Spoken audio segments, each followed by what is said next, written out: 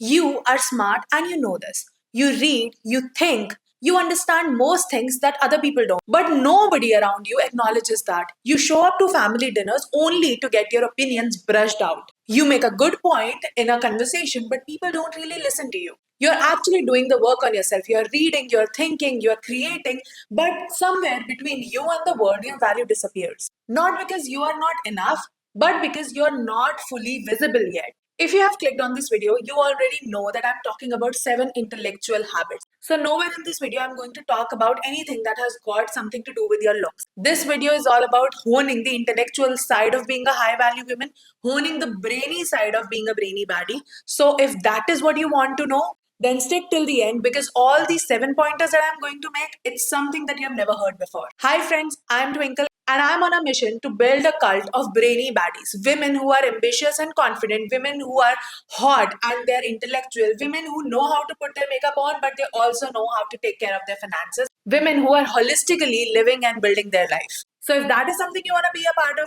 make sure that you're subscribed to my channel. And in today's video, we are talking about 7 intellectual habits of high value women. And just like all of my videos, the tips I'm going to give you in this one works even when you're living with your family, even when you have people you have to answer to, or even if you have some obligations that you cannot get rid of. So let's get into it. Habit number 1, you have to curate your digital diet. See, your mind is a garden. Whatever you feed into it grows into it. If you're feeding comparison, guilt, drama, anxiety to your brain, that is what you're getting as an output. On the contrary, if you feed it with knowledge, ideas, depth, philosophy, psychology, that is who you become.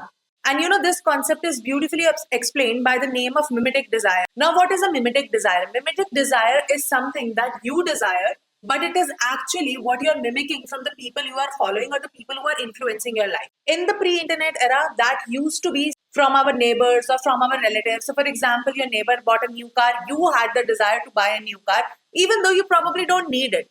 And there is a vast difference between what you desire and what you need. And most of the time, people confuse these things. So let me just put it out there on the table. Need is something you cannot survive without, which is food, clothes, shelter, oxygen. These are the things a human needs for basic survival. But what we desire is something that goes a level above. It is something that we don't necessarily need to survive, but that is something which will probably add to the quality of our life. But now in the internet era, what is happening is that we have subjected ourselves to influence of millions and millions of people who we are following on social media, right? Now, this is how it's going to play out. Let's say you see an influencer that you really admire buy a new Birkin bag. What would be your first instinct? All of a sudden, you'll just feel that, oh, I need to have this bag.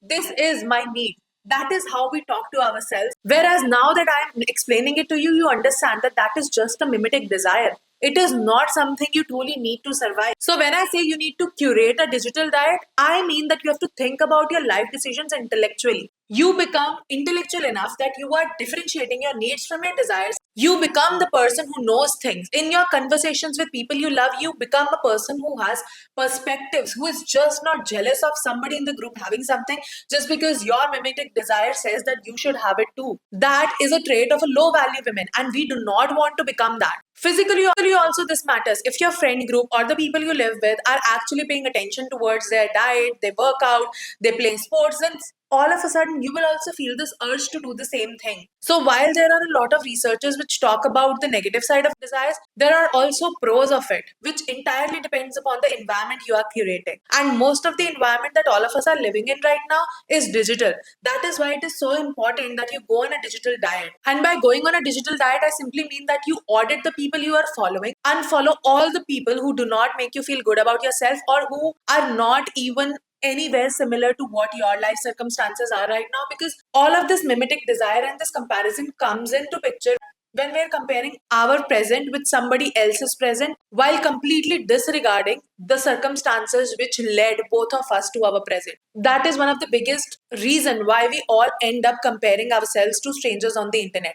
We do not know the circumstances they came from. All we see is their curated digital highlight that they're showing us, And that makes us realize that, oh, probably we also need the same, or we also need the same lifestyle. That is not how it is supposed to be. So audit your influences, learn how to differentiate between your needs and desires and your mimetic desires. And then, even if you're following people on the internet, follow accounts that actually teach you something new, that helps you or pushes you to become a better version of yourself. All the feed on your socials is actually your library. See it that way and curate it that way. Habit number 2, steel manning. Now, low value behavior is when you are listening to reply. High value behavior is when you are listening to someone speak to understand. Low value people try to win arguments by attacking weakest part of someone's point. That's insecure. That's weak. Don't do that. Now, drawing from a personal example, in my situation, I live with my in-laws, right? And I love living with them. But more people means more opinions, more thoughts to reflect on, more problems to ruminate on. But one thing that has helped me so much is that I have consciously started making it a habit to listen to people, not to respond, but to just acknowledge that yes, I heard them. So in most of the scenarios, people are just trying to dump their situation to you, or they're just trying to open up in front of someone. Now, half of the time, what I do is that I just acknowledge that yeah, I heard you. I kill the instant need and the instant desire to reply back to them or to say something to them or to add to their misery or to their thoughts. Why? It's because whenever you are trying to answer back to someone, you are somewhat compromising on understanding what they're trying to explain you. But if in case you start taking their words as something that they're just sharing and you just have to reflect on it, you will have a deeper analysis of what they're going through and what they're trying to say. And that is exactly when you become a better listener. So my rule of thumb is that unless somebody asks me for my input, I do not give my input. I listen, I acknowledge, and I move past it. And this conscious practice has helped me so much in my relationship arguments as well. Whenever I would get into an argument with my husband earlier, I would just have this urge to reply back to him instantly, to just say something to counter his argument. But by constantly practicing how to become a better listener, I have also understood that half of the problems could be resolved if you just listen to other person effectively. And even when you choose to respond, always make sure that you understand the argument of the other person properly. Because here's the power of this. When you understand somebody's opinion completely and they accept the part that you have understood their opinion and then you disagree with it, that's intimidating. That's very powerful. People do not understand that. All of this also shows in your body language. When you listen, instead of reacting or responding, your body language changes. You're calm, you're confident, you're not defensive. And people who are listening to you, who are there with you, they feel that. They respect that. In a family conversation, also, that's very powerful technique. When your parents, in-laws, or sibling truly feel that you have heard them, they lower their guards. And after that, when you present your perspective, they truly listen to it. Because just by articulating their points properly and getting an agreement onto that part, you have made them accept that yes, you understand what they are saying, and no, you are not against them. You are just thinking clearly. So next time you're in a conflict or you're asked to respond onto something, always practice this one stance, that before I respond, let me make sure that you're understanding. Are you saying XYZ? And once they respond yes to it, only then you give your opinion. Even if you are going to disagree with them, they are going to respect you more. Habit number 3, second order thinking. An average person will always ask for instant gratification. They will always ask, is this going to make me happy now? But a high value person is always going to think from a future perspective. They're always going to delay their gratification and they're always going to understand what will be the consequences if this thing makes me happy today. For example, again, drawing from a personal example, this practice was applied in my real life when I was making a decision of picking UK or India. When I was making this choice, I knew that staying back in the UK would make me happy. And the consequences of staying back in the UK were really higher for me at that point. It was about staying away from family, delaying the inevitable course of my life, compromising on my marriage and on my very hard earned relationship. And that's when I realized that I do not want to operate from the point of view of an instant gratifying person. I do not want to be happy now and then compromise on the rest of the course of my life. I want to think forward. I want to think in the second order of thinking. And I want to understand that if I make this decision today, how is it going to impact me 3 months or 6 months or 1 year down the lane? Second order thinking is more about thinking like a strategist. When most people react, you actually plan. More common examples are like when you skip a gym today. A common person will think, I get to rest today. It's okay if I take a break. But a high value person is going to think from a different perspective. They're going to think that if they're going to skip the gym today, then they're probably breaking the momentum. And momentum is very hard to build. And that's why they will push themselves out of their comfort zone and then hit the gym. The same thing applies when somebody in your family asks you to compromise your boundary. They will ask you that, can't you just do it for me just this once? But only you as a high value person would understand that if you do it once, just once for one person, you will allow yourself to become a subject of just this once for other people in your life as well. Because if you say yes to just this once, you are setting a precedent. And if you set a precedent, you are never going to get your boundaries back. And if you cannot define your boundaries, people will keep draining you and they'll keep asking for more. In family dynamics, also, it is very essential. Take it from me, second order thinking prevents you from being manipulated by everybody's opinion around you. So now that you know about second order thinking, practice it this week. Before making any decision, big or small, ask yourself, and then what? 3 times. And you will watch how your decisions will change. You will see how you are becoming more strategic rather than reflective. Habit number 4, the art of synthesis. Now, most people think that being intelligent means that you remember or memorize every fact that has ever been spoken. But Google is there for it. ChatGPT is there for it. You can literally pull out anything you want to learn within minutes on your mobile phone. But real intelligence, now more than ever, has become the art of connecting dots between the things which don't even seem related. That's the synthesis. That's the real art. Now, a person example, and this is going to sound weird, but I'm nothing if honest on this channel. So let me just share it with you. Most of the success I've had in terms of relationships with family and with myself and in general is because I read a lot. And yes, whenever I'm having any problem, before asking my friends about it or before asking somebody else's opinion, one thing that I do is I start researching. If there is certain pattern that I'm observing in my family, or if there is some sort of internal dialogue that I'm going through, I try to dig deep and I try to do research on it, and not just like shallow level research where I'm just reading some blogs or some articles written by random strangers on the internet. I am talking about the research papers. I'm talking about psychology and philosophy, which has been said and proven through experimentation and everything. And then, on the basis of that, I try to implement my learnings from it in my real life. Now, what that does is, first of all, it helps me to learn a new theory. And second, when I'm practicing that theory in real life, it also tells me whether it is going to actually work in real life or not. Bringing those theories into practice helps me to go into the depths of psychology, philosophy, understanding human nature, and then watch it all play out in real time. In a similar fashion, when you can take an idea from a book and apply it to your business, when you can take a framework from psychology and apply it to navigate like toxicity in your family, or when you can take a concept from physics and then apply it to how you're going to achieve goals in your life, that's when people sit up in front of you and they pay attention. That's what makes you intellectually interesting, not because you read a lot, but because you are curious and you think across all domains. Again, this has also got a lot to do with your physical presence, because when you are synthesizing and you're connecting dots in your head mentally, you carry that energy, you embody that energy of being a sage and being a wisdom person. Having that energy makes you curious and not defensive. It makes you like a connector or synthesizer and not like another competition in the world. And again, when that presence comes from your inner reality, it reflects on everything you do. So, how are you going to do that? How are you going to synthesize these ideas which people do not feel any connect in?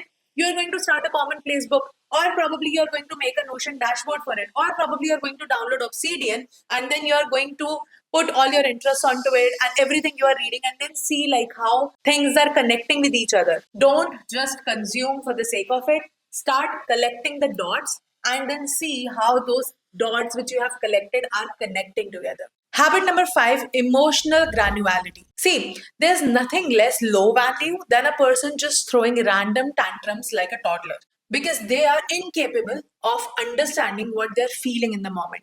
Whereas brainy baddie, high value women, they articulate. People with emotional granularity means that they can name exact specific emotion that they're feeling in that time. And when you can name the exact emotion, you are 40% more likely to recover from it. They make better decisions, they communicate faster. Because the difference between I feel stuck and I don't know how I'm feeling and I feel disappointed because of my particular habit is the difference between being low value and being high value. And again, from a personal experience in my family as well, or generally whenever I am talking to people and I'm trying to explain some things that I'm feeling, and I am a woman, I go through menstrual cycle every single month, and there is a lot of tide of emotions like tough and crest that I go through. And every time that I'm going through certain emotions, it is very important for me to actually name it. Otherwise, it just causes some sort of chaos in the people around me. And because I do that, because I specifically name my emotions, for example, if I'm feeling overwhelmed, or if I'm feeling melancholic, or if I'm feeling nostalgic, I particularly name these emotions. My family and my friends also make my fun sometimes, because then they're like, oh, again, a heavy word, so we'd probably have to pull up our dictionary. But I do not care. I do not pacify myself, or I do not pacify the way I'm expressing my emotions just because the other person probably will have to pull up a dictionary to understand what I exactly mean. It's just because whenever I am confused in terms of expressing my emotions, and instead of saying that I'm feeling melancholic, I just say I'm feeling sad. And instead of saying that I'm overwhelmed, I'm just saying that I don't know, I feel probably stuck. It's that I'm saying those words out loud and my brain is going to hear that. If my brain does not understand how I'm feeling, how am I going to overcome that emotion? Right? So it is very important that you exactly name and term the things that you're feeling. In a family setting, also, if somebody's behavior has upset you, then you need to tell them that you are upset because of their behavior. You just don't say that, oh, I'm feeling sad, or oh, nobody listens to me, or oh, my life is hell, or I do not really like my life. No, we do not go down that route. That is stupidity. And we do not do stupidity here. So stop saying that I'm sad or I'm upset. Force yourself to find a specific word of what you're feeling. Are you feeling anxious? Are you feeling lonely? Are you feeling exhausted? Are you feeling overwhelmed? Name it. Because when you name the emotion, you tame the emotion. And when you tame the emotion, you control the entire narrative of your life. Habit number 6, intellectual humility. We all have heard of the common saying that the most loud person in the room is usually the most insecure one. And the most impressive person is probably someone who just admits when they don't know something. This connects to a mental model called Dunning-Kruger effect, which states that people with low competence or low intellectual capabilities always tend to overestimate themselves. Whereas the people with high competence and high intelligence actually understand the simple fact that there is so much to learn, and they acknowledge that they don't know all of it. So, drawing from that, a true high value woman is always comfortable to say that I don't know about it, or that I don't know, or I don't know enough about the subject to pass on my opinion. And that does not mean that people are going to undervalue you. That means that people are going to take you for your word. They are going to respect what you are saying, especially in a family setting. It's because with the time, when you know about something and you're sharing your opinions, and when you do not know about something and you're simply saying that I do not know, you are creating a clear demarcation, and you are telling people that when you know something, you are open to sharing your thoughts and your opinions about it. But when you don't know anything about it, you are open to admit that, okay, I do not know about it. And that does not make you less of an intellectual person. On the contrary, it adds more to your humility. It adds more to the point that you're humble enough to just admit that you don't know something. Because most of the time, people who are just trying to become know it all, they lose respect in a longer run. Having intellectual humility means you are curious. So practice saying, I don't know, as your ultimate power move. Habit number 7, deep work and solitude. We are moving in a world where everyone is addicted to dopamine, and that is why your ability to focus has become the new IQ. And you cannot be high value if you're easily distracted. Period. I said what I said. Carl Newport, in his book Deep Work, emphasizes deep work as the ability to master hard things very quickly. He emphasizes on the point that you can't build something meaningful if you're just spending 15 seconds on it. You can't think deeply when you're just context switching, and you can't become undeniable when you're constantly interrupted. And this focus is so important in today's day and time when people are trying to do a lot of things on their own. For example, if you take my example here, I'm married, I live with my in laws, I'm running a business, I'm creating content, I'm serving my clients, I'm doing XYZ things. And the only reason I'm able to stay on top of everything, maintaining my relationships with my family, with my clients, and also building a brand for myself, like scripting this content, editing, recording, everything, it's only because I have deep work hour blocks in my calendar. Every single day, I make sure that I'm spending 2 to 4 hours deep working on the lever moving task. Now, the lever moving task for each day might look different. On some days, it might just look like working on a client project, building strategy for them. On other days, it might just look like scripting a YouTube video, doing research for this YouTube video. But having those deep work sessions are my non negotiables. And also, if you have any idea about where the world is moving, you will understand that deep work has never been selfish, and it is going to be more valuable in the coming time, because it is going to help you build your intellectual depth, which is in turn going to make you impressive. And when you have these deep working hour blocks, you are easily setting boundaries with other people in your life as well. It becomes very easy to communicate it to them that I am going to work on XYZ project for the next 2 to 4 hours and I do not need any disturbance in it. And when you have worked on it deeply in the time that you have committed, then you can go and spend time with your family or your friends. People understand that. And you can start building this practice by probably reading a book. So you pick up a book, you keep your phone in another room, and then you start reading 20 pages every single day. Initially, it will feel like a forced activity, but gradually you will start enjoying that.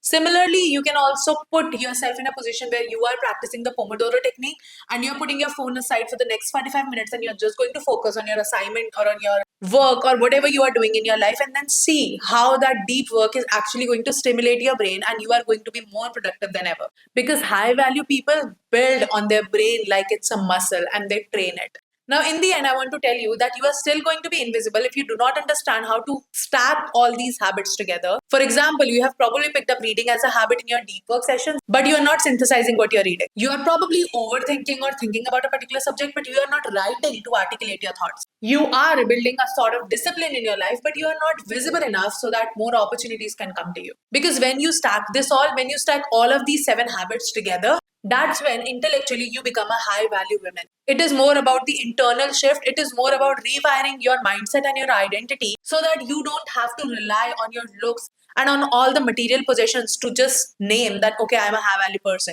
You know it because you deeply work on yourself internally.